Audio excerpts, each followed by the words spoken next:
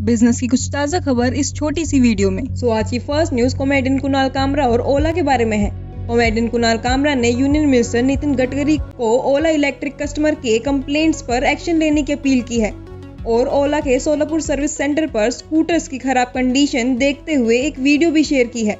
कामरा ने कहा है कि ओला की वजह से कस्टमर्स को लोन लेने पड़ रहे हैं और उन्होंने सरकारी एजेंसी से इंटरवीन करने की डिमांड की है और उनकी शेयर की गई वीडियो पर 5,60,000 से ज्यादा व्यूज आए हैं और कई नेटिजन्स के कमेंट आए हैं जिसमें लोगों ने ओला के आफ्टर सेल सर्विस और कस्टमर ट्रीटमेंट पर अपनी कंसर्न रेज की है। नेक्स्ट न्यूज टीसीएस के बारे में है। टीसीएस ने ब्राजील के हायर एजुकेशन इंस्टीट्यूट इंस्पर के साथ 10 साल की स्ट्रेटेजिक पार्टनरशिप की है और टीसीएस इसमें लगभग $8.6 मिलियन इन्वेस्ट करेगा ताकि साउथ अमेरिका के इनोवेशन को बढ़ावा दिया जा सके। पार्टनरशिप के अंदर टीसीएस एआई, आईओटी के जैसे और भी टेक्स का इस्तेमाल होगा। इस इनिशिएटिव में सैटेलाइट बेस्ड जियो सेंसिंग, ऑयल रिंग्स में डाउनटाउन रिड्यूस करना और ड्रग्स डेवलपमेंट में एआई का इस्तेमाल करने जैसे रिसर्च इनिशिएटिव्स पर फोकस करेंगे। टीसीएस ने इसके साथ अपने ब्राजील के डिलीवरी सेंटर्स में 1,600 नई जॉब्स अपॉर्चुनिटी भी क्रिएट करने का प्लान किया है जो अगले 5 सालों में कंप्लीट होगा। नेक्स्ट न्यूज इंडोनेशिया के बारे में है। तो वहाँ की एक इंटरेस्टिंग रिपोर्ट आई है जिसमें दावा किया गया है कि इंडोनेशिया में 60% से ज्यादा क्रिप्टो इन्वेस्टर्स की उम्र 18 से सिर्फ 30 साल के बीच में है। ये डेटा दिखाता है कि क्रिप्टो इन्वेस्टमेंट में यंग जनरेशन का कितना स्ट्रॉन्ग इंटरेस्ट है और इंडोनेशिया का यूथ क्रिप्टो को एक पॉपुलर इन्वेस्टमेंट ऑप्शन के रूप में देख रहा है जैसे इंडिया में स्टॉक मार्केट को देखा जाता है। नेक्स्ट न्यूज एप्पल के बारे में है। एप्पल रिपोर्टेडली आईफोन 17 के बेस मॉडल का इनिशियल मैन्युफैक्चरिंग इंडिया में जल्द ही स्टार्ट करने की प्लानिंग कर रहा है जिसमें इंडियन फैक्ट्री को प्रोटोटाइप से मास प्रोडक्शन के लिए असाइन किया गया है। सितंबर में कंपनी ने अपना लेटेस्ट आईफोन 16 सीरीज का प्रोडक्शन इंडिया में स्टार्ट किया था और इस नए प्रोजेक्ट में वर्कफोर्स को 3,000 से इंक्रीज करने का भी प्लान है। चाइना पे डिपेंडेंसी कम करते हुए एप्पल ने इंडिया में फॉक्सकॉन, पेगाट्रॉन और टाटा ओन्ड विस्ट्रॉन के साथ पार्टनरशिप की है जिससे इंडिया का कंट्रीब्यूशन एप्पल प्रोडक्शन में FY24 में 14% तक बढ़ गया है। नेक्स्ट न्यूज स्विगी के बारे में है। स्विगी को 29 अक्टूबर को 1 घंटे ज्यादा का मेजर आउटरीच फेस करना पड़ा जिससे यूजर सर्विस एक्सेस नहीं कर पा रहा था, लेकिन ऐप 30 अक्टूबर को सुबह 12:15 पे वापस ऑनलाइन हो गया था। डिलीवरी एग्जीक्यूटिव ने ऑर्डर स्कैन करने और पेमेंट एक्सेप्ट करने में दिक्कत की बात कही कि यूजर्स ने सोशल मीडिया पर डिले और ऑर्डर प्रोसेसिंग फेलियर को लेकर फ्रस्ट्रेशन व्यक्त की।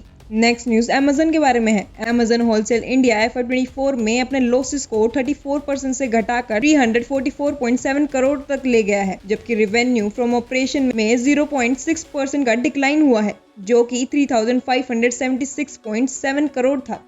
फिस्कल ईयर के लिए टोटल इनकम 3,613.8 करोड़ तक पहुंच गई है जबकि टोटल एक्सपेंडिचर भी FY23 के कंपैरिजन में 6.2% से घटा है।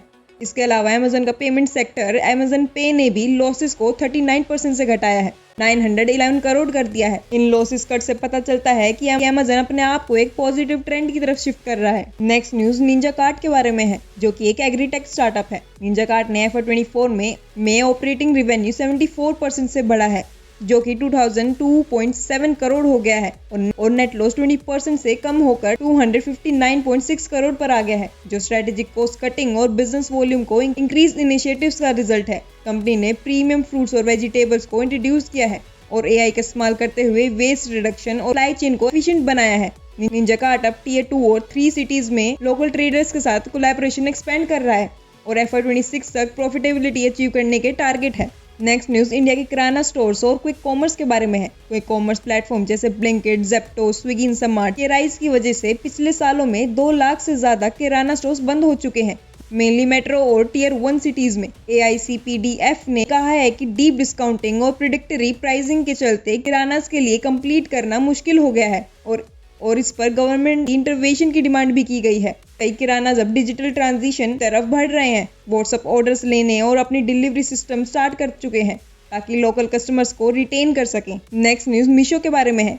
मीशो ने FY24 में रेवेन्यू 33% से बढ़ाकर 7,615 करोड़ कर दिया है और एडजस्टेड लॉस 97% से गिराकर 53 करोड़ हो गया है। इसी के साथ प्लेटफॉर्म ने 145 मिलियन यूनिक एनुअल यूजर्स को इंक्रीज किया है। इंक्रीज ऑर्डर फ्रीक्वेंसी की report specially non metro market से है। नेक्स्ट न्यूज क्रेड के CEO कुणाल शाह के बारे में है। उन्होंने रिसेंटली एक पोस्ट शेयर की है एक्स पर, जिसको कि हम ट्विटर के नाम से भी जानते हैं, जिसमें क्रेड के सीईओ कुणाल शाह ने कहा है कि 10 million Indians e commerce, food delivery और क्विक कॉमर्स के 75% जीएमवी कंट्रीब्यूट करते हैं। इसी पोस्ट पर फ्लिपकार्ट के को फाउंडर सचिन बंसल ने ये कहा है कि ये डेटा अब चेंज हो चुका है क्योंकि मार्केट में अभी डेप्थ इंप्रूव हो चुकी है और उनका गैस है कि ये नंबर 10 मिलियन ना होकर 50 मिलियन के करीब है। यूजर्स ने इन दोनों के कमेंट में कहा है कि ई कॉमर्स और क्विक कॉमर्स का डेटा अलग होना चाहिए और इतने कंसंट्रेटेड जीएमवी के साथ ब्रांड को लॉयल्टी और कम्युनिटी पे फोकस करना चाहिए। जिन लोगों को जीएमवी नहीं पता तो मैं उन्हें बता दूं, ये एक बिजनेस मैट्रिक्स है जो किसी प्लेटफॉर्म या मार्केट प्लेस पर टोटल सेल वैल्यू को दिखाता है बिना किसी डिडक्शन के, जैसे रिटर्न या डिस्काउंट। इस्तेमाल ज्यादातर ई कॉमर्स और रिटेल बिजनेस में होता है ताकि उनकी सेल परफॉर्मेंस को मेजर किया जा सके। जीएमवी बिजनेस को ये समझने में हेल्प करता है कि उनका मार्केट कैसा परफॉर्म कर रहा है और कितने प्रोडक्ट्स या सर्विसेज बेच रहा है। और आज के फन क्वेश्चंस आपकी स्क्रीन पर ये रहे, उनका जवाब मुझे कमेंट सेक्शन में जरूर बताना।